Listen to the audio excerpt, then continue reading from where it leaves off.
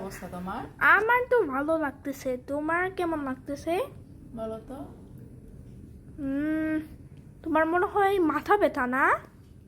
বৃহস্পতিবার থেকে শুরু হয়েছে, অন্য সময় মানে 2 দিন থাকে, আর আজকে তো 3 দিন হচ্ছে। উফ। আচ্ছা, যাদের মাইগ্রেন টাফনিল খাওয়ার পরও যখন ভালো হয় না, তখন কি করো? আমি তো জানি না। কি যে করি, উফ। এত চেষ্টা করতেছি যাতে ব্যথাটা ভালো হয়ে যায়, কারণ বেশি পেইন কিলার খেলেও তো ভালো লাগে না, বেশি পেইন কিলার খেলেও তো টেনশনের ব্যাপার অবশ্য আমার। উফ। আগে তো প্রচুর নাপা খাইতাম, এরপরে টাফনিল, তারপরে ডাইক্লোফনিল, ডাইক্লোফ না কি জানি, মানে পেইন কিলার তো খুবই ক্ষতিকর, কিন্তু মাইগ্রেনের পেইন যাদের হয় তারা বুঝে কোনোভাবে ভালো হয় না, মানে ঘুমালেও ভালো লাগে না, ঘুমালেও ব্যথা।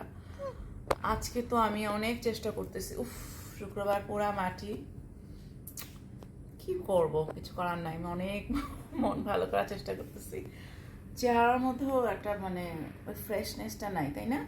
হ্যাঁ।